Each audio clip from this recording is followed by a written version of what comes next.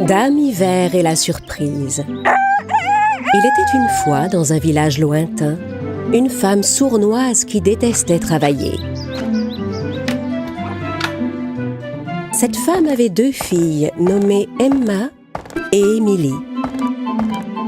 Emma était paresseuse et ne savait rien faire. Émilie, elle, était travailleuse et douée pour des tas de choses. Mais leur mère préférait Emma parce qu'elle était la plus jeune. Et elle la traitait toujours comme un bébé. C'est pourquoi elle chargeait Émilie de toutes les tâches de la maison. « Émilie, dépêche-toi de finir le ménage, il faut que tu ailles vendre les broderies !» Comme sa mère et sa sœur étaient trop paresseuses, Émilie devait aller seule au marché tous les après-midi pour vendre ses broderies. Quand elle rentrait à la maison, sa mère ne cuisinait que pour Emma. Émilie, elle, devait se contenter des restes du repas. Un jour, Émilie sortit dans le jardin et alla s'installer près du puits pour faire une broderie. Son ouvrage à la main, elle commença à broder. Soudain, un coq sauta sur sa tête et se mit à chanter.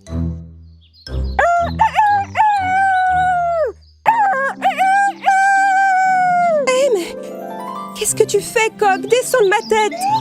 Oh non, ma broderie! Émilie était désespérée d'avoir fait tomber son ouvrage dans le puits. Si ma mère apprend ça, elle sera très en colère contre moi. Qu'est-ce que je fais maintenant? Sers-toi de ton cerveau et du son. Cerveau, son. Suivant les conseils du coq, Émilie essaya d'attraper le seau suspendu au-dessus du puits. Mais en se penchant pour l'attraper, elle perdit l'équilibre et tomba dans le puits.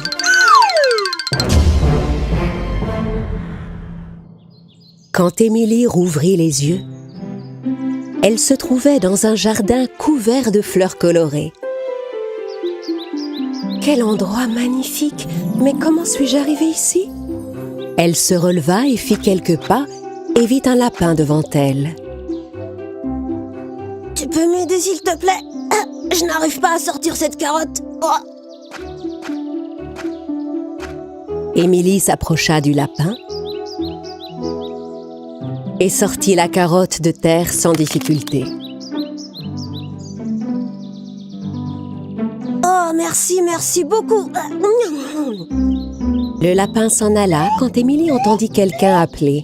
« Hé, toi, tu veux bien m'apporter de l'eau? Sinon, je vais me dessécher et faner. » Voyant la pauvre Rose sur le point de se flétrir, Émilie courut à la fontaine la plus proche. Elle prit de l'eau dans le creux de ses mains et elle alla la verser au pied de la rose. La fleur retrouva sa fraîcheur et son délicieux parfum. « Merci beaucoup. Tu viens de me sauver la vie, jeune fille. » Émilie continua son chemin. Au bout d'un moment, elle arriva devant une maison. Devant la porte, une étrange femme qui ressemblait un peu à une sorcière la fixait des yeux. Émilie fut tellement effrayée par cette femme qu'elle s'enfuit aussitôt en courant. « Tu n'as pas à avoir peur de moi, mon enfant. Viens, j'ai quelque chose à te proposer. » Curieuse, Émilie retourna vers la femme. « Je suis Dame Hiver. Tout le monde m'apprécie ici. Si tu t'occupes bien de ma petite maison, tu peux rester ici tout le temps que tu veux. Tout ce que je te demande, c'est de couvrir mon lit de plumes sans faute chaque matin. Je ne sais pas comment rentrer chez moi de toute façon. Je peux rester avec vous quelque temps. » Émilie prit grand soin de la maison, comme Dame Hiver lui avait demandé. Chaque matin, sans se lasser, elle n'oubliait pas de couvrir de plumes le lit de la vieille femme.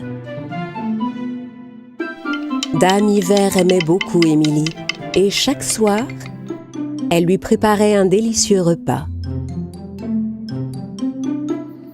C'est ainsi que les jours passèrent. Mais même si Émilie menait une vie heureuse, sa maison commençait à lui manquer.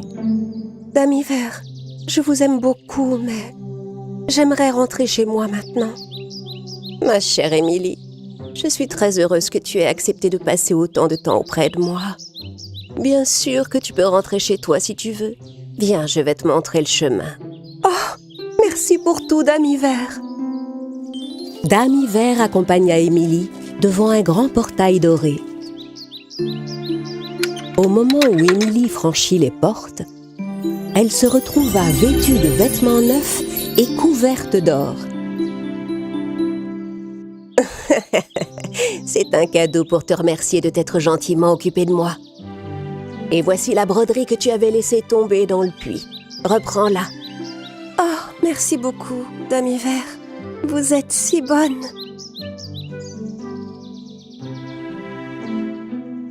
Ensuite, Dame Hiver couvrit les yeux d'Émilie avec ses mains et elle lui demanda de compter jusqu'à 3.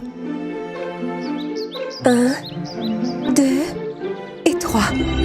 Quand Émilie rouvrit les yeux, elle était devant sa maison. Émilie est de retour et elle est couverte d'or. En voyant Émilie, sa mère et sa sœur Emma ne purent cacher leur surprise. « Ah, mais comment, où est-ce que tu as trouvé une robe aussi belle et tout cet or ?» « Emma, tais-toi un peu. Ma chère petite Émilie, j'étais tellement inquiète pour toi. Et si tu me racontais où tu as trouvé tous ces jolis bijoux ?» Émilie expliqua en détail tout ce qui lui était arrivé. En l'écoutant, sa mère pensa qu'Emma pourrait faire la même chose. Elle envoya sa fille préférée au puits. Emma jeta la broderie qu'elle avait apportée dans le puits. Ensuite, elle sauta comme pour la rattraper. Et quand elle rouvrit les yeux, elle se trouvait dans le mystérieux jardin qu'Émilie avait décrit. Elle marcha un moment et rencontra un lapin. Le lapin demanda à Emma de l'aider à déterrer une carotte. « Pas question, je ne vais pas me salir les mains pour un lapin. » Emma s'éloigna sans aider le lapin. Un peu plus loin, elle vit une rose qui était sur le point de faner. La rose lui demanda de l'aide. « Je ne peux pas te donner de l'eau. Avec toutes tes épines, je m'écorcherai les mains. » Emma s'en alla sans aider la rose. Elle arriva enfin devant la maison de Dame Hiver. « On m'a dit que vous cherchiez quelqu'un pour travailler chez vous. Je serais ravie que vous m'embauchiez. » Dame Hiver expliqua à Emma ce qu'elle devait faire dans la maison. « N'oublie pas, chaque matin, tu devras déposer des plumes sur mon lit. » Emma accepta toutes les consignes. Le premier jour, elle fit bien son travail et déposa soigneusement les plumes sur le lit. Mais les jours suivants, elle en faisait de moins en moins. La maison devenait de plus en plus sale et Emma ne déposait plus de plumes sur le lit de Dame Hiver. Dame Hiver était très fâchée de voir qu'Emma ne faisait pas ce qu'elle avait promis. « Je pense que le moment est venu que tu rentres chez toi. » Emma était ravie d'entendre ces mots. Elle avait hâte de repartir avec de beaux vêtements et des bijoux en or. « C'est vrai, je vais avoir ma récompense et je vais rentrer chez moi. » Dame Hiver la conduisit au portail doré.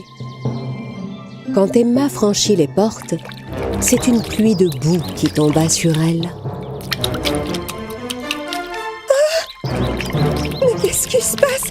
Qu'est-ce que c'est? La porte ne t'a pas couverte d'or et de beaux habits parce que tu n'as pas tenu tes engagements. Maintenant, compte jusqu'à 3 et rentre retrouver ta famille. 1, 2, 3. Et elle se trouva soudain dans le jardin de sa maison. En la voyant, le coq se mit à chanter. Emma est rentrée couverte de boue. Sa mère et sa sœur Émilie furent stupéfaites de la voir pleine de boue. Emma leur avoua que cette boue était sa punition pour ne pas avoir fait correctement les tâches que Dame Hiver lui avait confiées. Ce jour-là, Emma comprit l'importance de faire son travail consciencieusement. Et elle décida d'apprendre la broderie avec sa grande sœur Émilie. Les deux sœurs se mirent à travailler ensemble et vécurent une vie heureuse.